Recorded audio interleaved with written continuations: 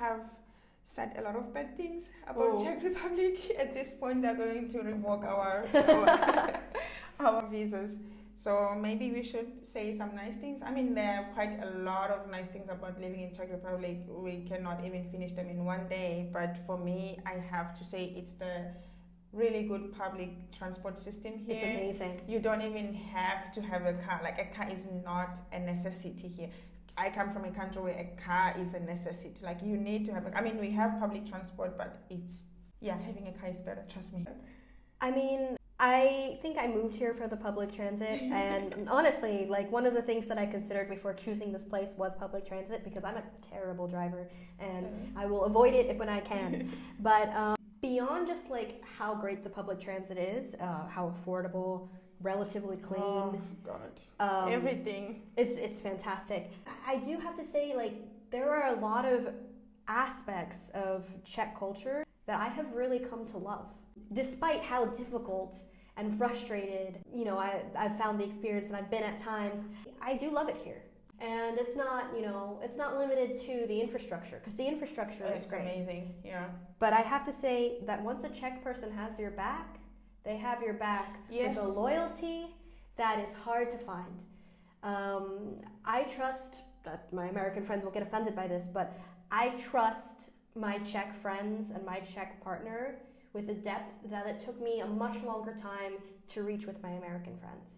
Like, it's like, they say that Americans are peaches and Czechs are coconuts, because Americans are soft on the outside but hard on the inside. That is a good but Czechs analogy. are hard on the outside but soft on the inside. That is so true. That is really true, because I've heard that Czechs, they're not easy to open to when you are a stranger. Like, they're not open to outsiders. But once you start to get to know them, they are the best friends you can ever have, and they will always have your back. And this brings to the point of how they have strong family values. They love their families, they are loyal to each other, and to me, that's so sweet. But also, what I like the most is how child-friendly this country is. Yes. I have never seen a country so child-friendly, and I mean in every aspect. You don't know this until you have a baby, how much before you leave the house, you have to calculate where are the baby changing rooms, where the stroller can go, where I can fit the baby. You have to do that math in your head before you leave the house. And in Czech, it's so easy, because they have these amenities everywhere. Every mall they have. In these baby changing rooms, they'll have a microwave to warm the baby's milk or the baby's food. They have a chair to breastfeed. And it's so beautiful. They put so much time and effort into making these baby changing rooms. Thank you very much. I think this is a great place to raise a family, honestly.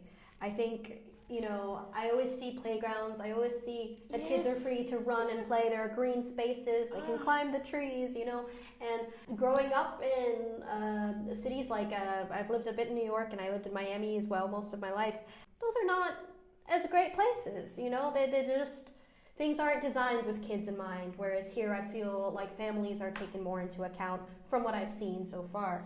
In public transport, you travel for free if you have a baby stroller, so that's amazing. Wherever you go into the public transport, you have the space for the baby stroller, so you don't have to struggle with that. I went to my country in September after being gone for a long time, and I remember I wanted to change the baby's diaper. I had to change on the bathroom floor of the ladies' room, because there were no changing rooms everywhere. Here, every restaurant has a changing room. You don't even have to worry about that, so yeah, that's pretty cool. Yeah, and like, I think what you're saying about family values as well is something that I've come to realize also in my personal experience. Like, I spent Christmas with my Czech partner's family. Same here. And I had a beautiful experience. His 90-year-old grandma opened up like a world atlas and was like, "Where are you from?" in Czech. And in my broken Czech, I was able to communicate, and she asked, with curiosity, like, "What do you eat on Christmas?" And I know, maybe she doesn't know much about like where I am from, or, Puerto Rican traditions or anything like that. But the curiosity was genuine. There was no judgment. I shared in all of the traditions. And when I left, the family, they hugged me and they said, "You are our girl" in Czech. They said, "Ty si naše holka." So cute. And I cried. I couldn't believe that I was so lucky to finally find like this corner of acceptance in a place where I had tried to find it for so long, you know? That is so nice. So like, I do think there are positive aspects, and it is possible to find happy corners, even as an expat or an immigrant or what have you in this country. Yeah, it is, because compared to my country, there are a lot of better things. Here they have the social benefits, housing, unemployment. You'll never get that in my country. Housing, no. And also it's pretty safe. I mean, in terms of like big major crimes, in the US, you're always reading there's a shooting, there's something happened, and it's like, oh my God, you people. That's 100% true. I could not possibly imagine having children in the US at this point, given the amount of gun violence. There have been more shootings in the US than days of the year so far in 2023. And each time I get a news notification of how politically polarized things are getting, I'm kind of grateful for living here. And I feel like, you know, safety for children, safety for family, but safety for myself is something that I don't have to worry about. I feel like I could walk home at 3 a.m. and not really be scared. And that wasn't the case in Miami. My biggest fear walking on the streets is that someone's going to be mean to me. But it's not that someone is going to attack me or someone's going to pull out a gun or a knife. Those aren't fears I have to have here. That is true. And also the benefits here, the health insurance is actually better than, say, for example, in the US when it comes to healthcare. Here, even though you pay a foreigner's VZP, it's still better, right? Yeah, it is totally better because in the US, I would not be eligible for healthcare unless I had a job. And even then, depending on the job, it changes the quality of the healthcare. At least here, I have something that is consistent that I can pay into, that I know exactly what all of my coverage is, and I don't have to like fight or argue in the same ways that people in the US do. Because in the US, you get into fights with your insurance company.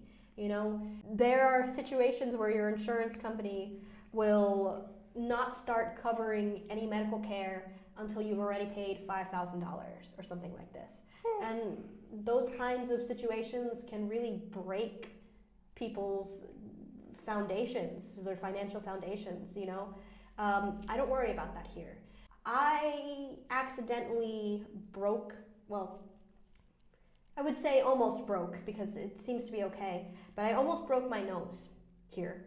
And there was a ton of blood, and it was swollen, and it looked crooked, it was scary. I went to the emergency room. I paid 90 crowns, which is the US equivalent of $3.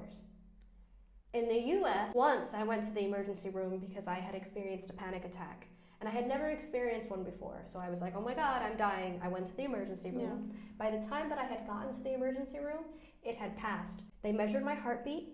They told me it was probably a panic attack. If you've never had one before, maybe like talk to like a therapist or something like this. They charged me $12,000. For saying that? They charged me $12,000 for just occupying the time.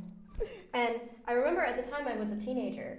So I asked my mother, like, what will we do? And she said, well, in 7 years, they erased the debt. So I guess the taxpayer is going to have to pay that. And that's the system. It doesn't only hurt the people who can't pay, but if they really can't pay, then everyone else ends up paying. I have so many questions. Like, for example, where does the 12,000 go to? Like, because they didn't use anything they hooked on you, me they up just... to an EKG. They hooked me up to an EKG, and that was $12,000. I don't understand it to this day. I remember counting the zeros because I couldn't believe it. But yeah, it's really very, very different here. And even if I have to wait months to see like a dermatologist or something for something that's not going to kill me, I am very grateful that I even have the opportunity to do that without worrying about insane costs. And for that reason, the Czech Republic does have some of my loyalty. Yeah, I cannot relate to that because first of all, we don't have health insurance in my country. You just wake up and you don't feel okay, you walk into the hospital, you pay 60 rands, which is equivalent of, I would say, maybe 50 crowns or less. and you go to the doctor and say all your troubles, and the doctor writes a prescription. You go to the pharmacy inside the hospital and they give you the prescription for free. You don't even have to pay, and you go home. So I don't understand this whole health insurance thing. It was new to me because I remember I had a surgery when I was a bit young. I was a teenager. I had my problem with my eye and I had to go to hospital. So I had to do a surgery which in Swaziland they couldn't even do, so they have to ship me to South Africa, and the government paid to take me to South Africa. I used the ambulance. I went with the ambulance and they took me into this nice fancy hospital, and I was there for like a month or so. They did surgery, they did everything for me. I didn't pay even 1 cent. I mean, I have had... But I am not saying, can you please hear me? I'm not saying we have the best health system. We have the terrible health system because most times you will not even find the medication that you are going to pick up because the government has run out of money to stock on the pharmaceutical supplies. They've run out. So also we have a shortage of doctors and stuff like it's really bad. It's not like I'm romanticizing it, it's like it's the best, but it can work out. I think the main point for it is that a lot of people would not even afford the health insurance if we had any, because we are in a state of poverty. So it's pointless to even have one. So the government kind of it bears all the cost on itself.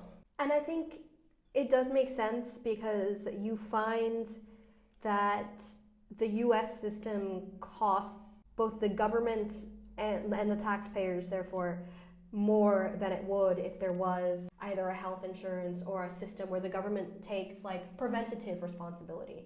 If people were coming into the doctor when they first felt a little bit sick, then they would have a small procedure and it would be fine and it would be low cost for everyone. Instead, we have a culture where people don't want to spend money, so they push, going to the doctor, they push it off and they push it off until one day they have to, and it's an emergency. It's too late. And it's either too late or it's so expensive that they can't pay. Yeah, so I guess it's not that gloomy. There are other nice things about being in Czech Republic, possibly a lot of more nice things. The other things are just like culture shocks, because obviously when you're a foreigner you are bound to have some culture shocks because things are not running the same way as they do in your country, and that's normal. You just have to learn to adapt and try to immerse yourself in the culture and the practices and see how the locals are doing it, and try, especially if it's not really harming who you are as a person, because there are other cases where you really have to speak up, like you cannot conform to that.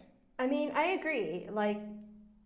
I think there is a sort of almost like a wave of adjustment that you experience as an expat in a different country, where like you're excited and you love it and it's great, and then you see all the flaws, and then you make peace with those flaws and you decide whether or not it's better for you to stay. And I've decided it is better. I love the architecture. I've even learned to like the food, which was surprising. I know. At first I was like, this has like no spices, like what is happening? No. But I have learned to like it. I have imported spices all the way from Africa because I cannot stand the tasteless food. I brought back spices from Miami. I brought back like all of the Latino spices, and I've been giving them.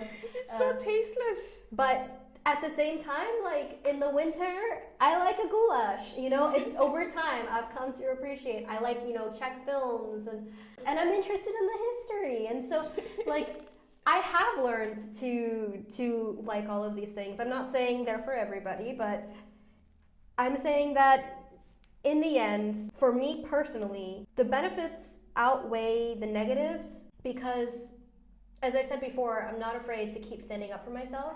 I believe that if I stay here and more foreigners come here and more women of color come here and speak their stories, slowly but surely, I mean very slowly, things will change, and maybe we won't see that for 20 years, but maybe our children will. Yeah, that's a good way of saying it. Thank you very much for being here. I think we can end it here. Yeah, it was a great talk. Thank you again.